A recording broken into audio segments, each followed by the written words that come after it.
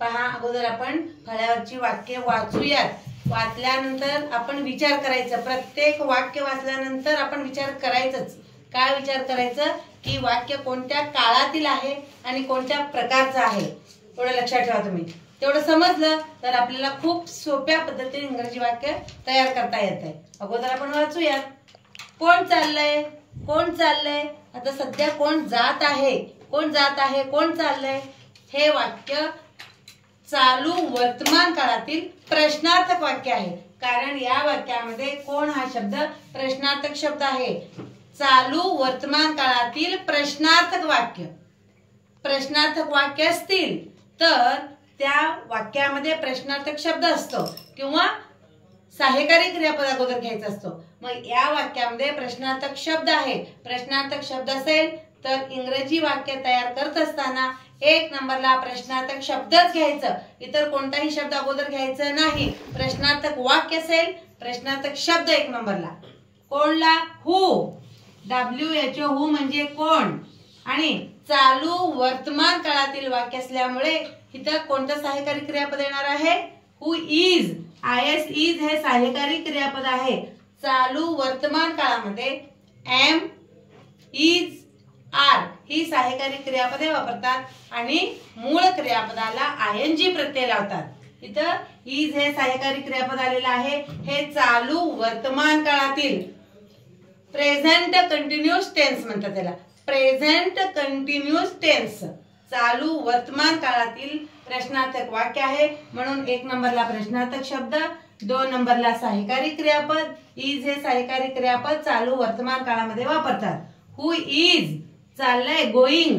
जीओ गो म्हणजे जाणे हे मूळ क्रियापद आहे. जीओ गो म्हणजे जाणे, पण याला ING प्रत्यय लावायचा आहे. कारण इथं IS इज हे सहाय्यकारी क्रियापद आलेलं आहे.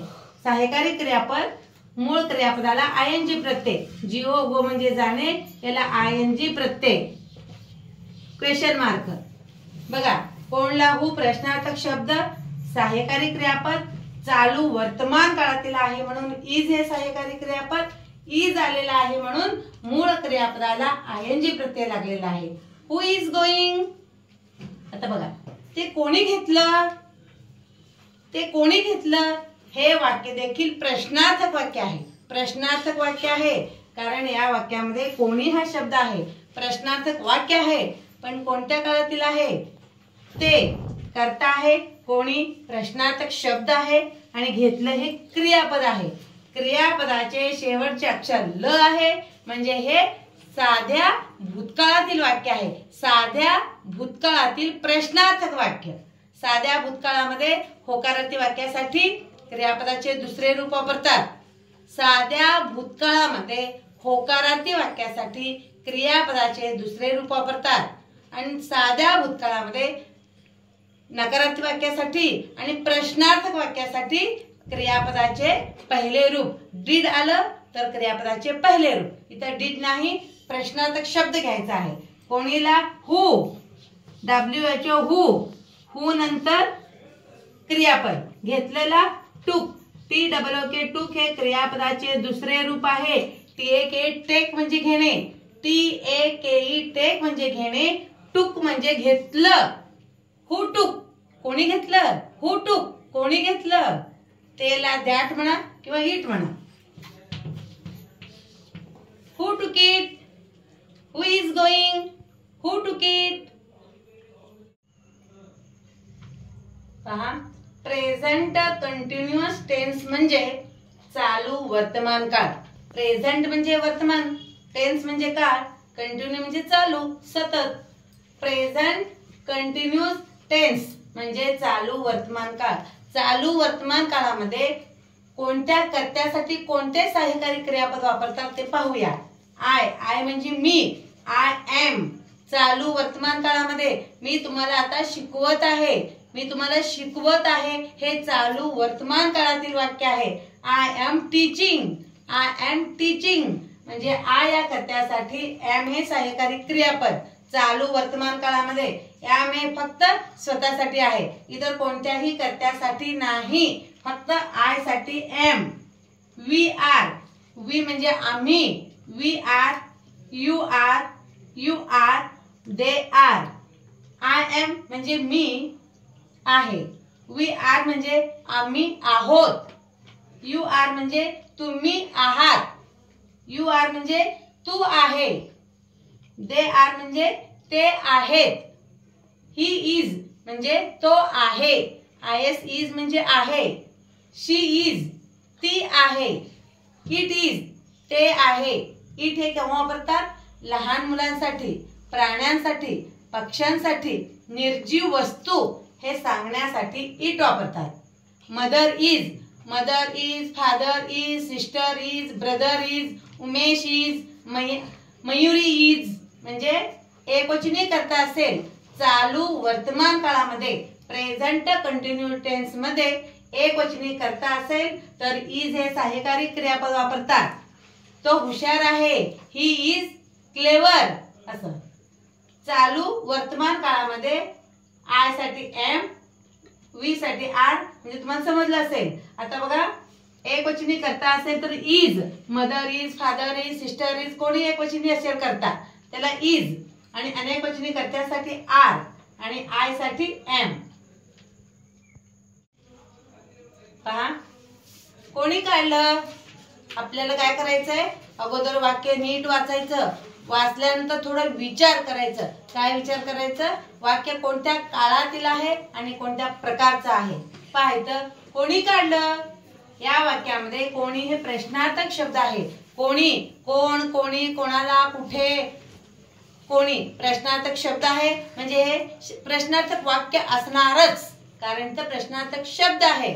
काढलं हे क्रियापद आहे. काढलं हे क्रियापद आहे. प्रश्नार्थक शब्द क्रियापद. क्रियापदाचे शेवटचे अक्षर काय आहे पहा.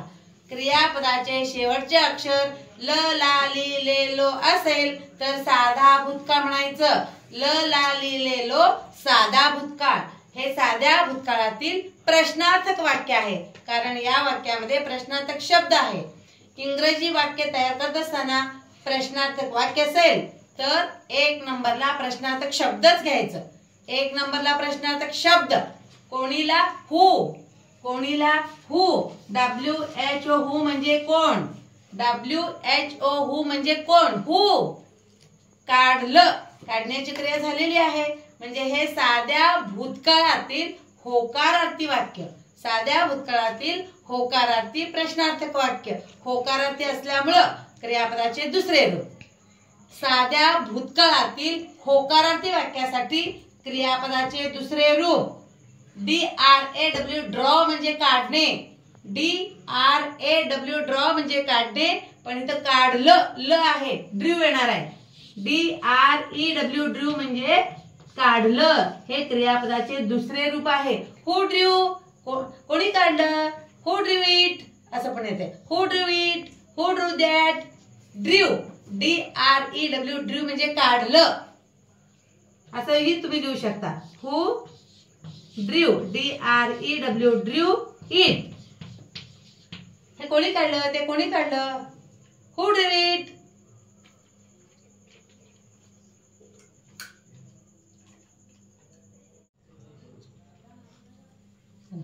कोणाला लागलं का. कोणाला तरी लागलंय का. लागलं का. एनीबडी कोणाला तर एनीबडी. ANYBODY एनीबडी कोणाला तरी. Anybody hurt. HURT हर्ट म्हणजे लागणे, काहीतरी होणे, दुखापत होणे. एनीबडी हर्ट कोणाला लागलंय का.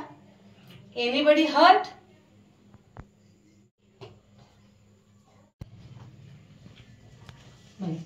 ते आम्ही केलं. ते आम्ही केलं. सगळ्यात शेवटी काय आहे. क्रियापद आहे. आम्ही हे करता आहे. केलं हे क्रियापद आहे. क्रियापदाचे शेवटचे अक्षर काय आहे पहा. क्रियापदाचे शेवटचे अक्षर जर ल, ला, ली, ले, लो असेल तर साधा भूतकाळ. साध्या भूतकाळामध्ये क्रियापदाचे दुसरे रूप वापरतात. प्रश्नार्थक वाक्यासाठी आणि नकारार्थक वाक्यासाठी डीड सहाय्यकारी क्रियापद वापरून क्रियापदाचे पहिले रूप. आता पाहूया. ते आम्ही केलं. एक नंबरला करता घेऊया. आम्हीला वी. वी केलं करण्याची क्रिया झालेली आहे. DO डू म्हणजे करणे. DO डू म्हणजे करणे. डूचं दुसरं रूप काय आहे? डिड आहे. DID डिड म्हणजे केलं. DID डिड म्हणजे केलं. वी डिड तेला दॅट, THAT दॅट.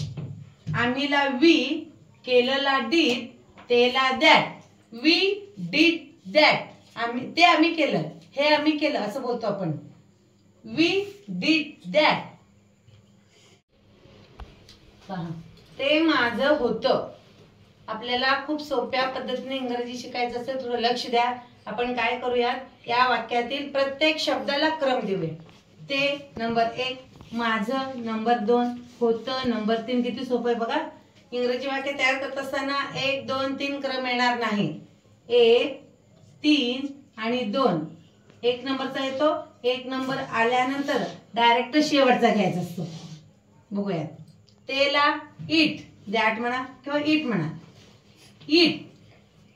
3 नंबरला काय आहे? होतं. होतला वाज. भूतकाळामध्ये होता, होती, होतेला वाज आणि वेर वापरतात. WS वाज म्हणजे होता, होती. एकवचनी कर्त्यासाठी वाज हे सहाय्यकारी क्रियापद. अनेक वचनी कर्त्यासाठी वेर, WER वेर म्हणजे होते. इट वाज.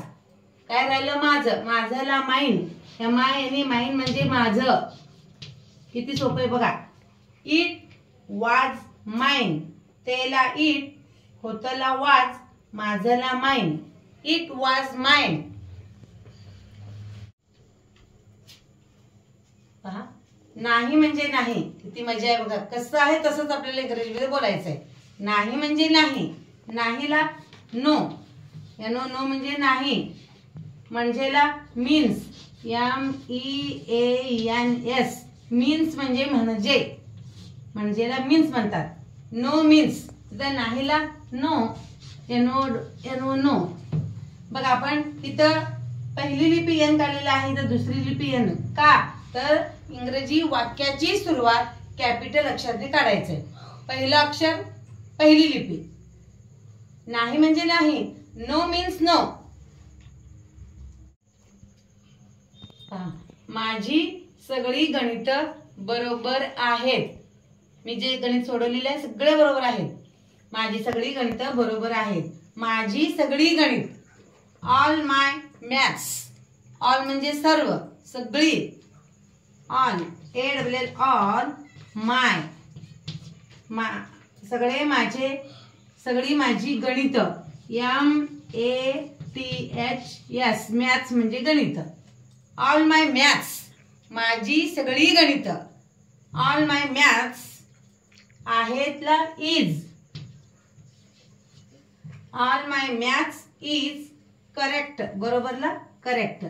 CORRECT correct. All my maths are पाहिजे.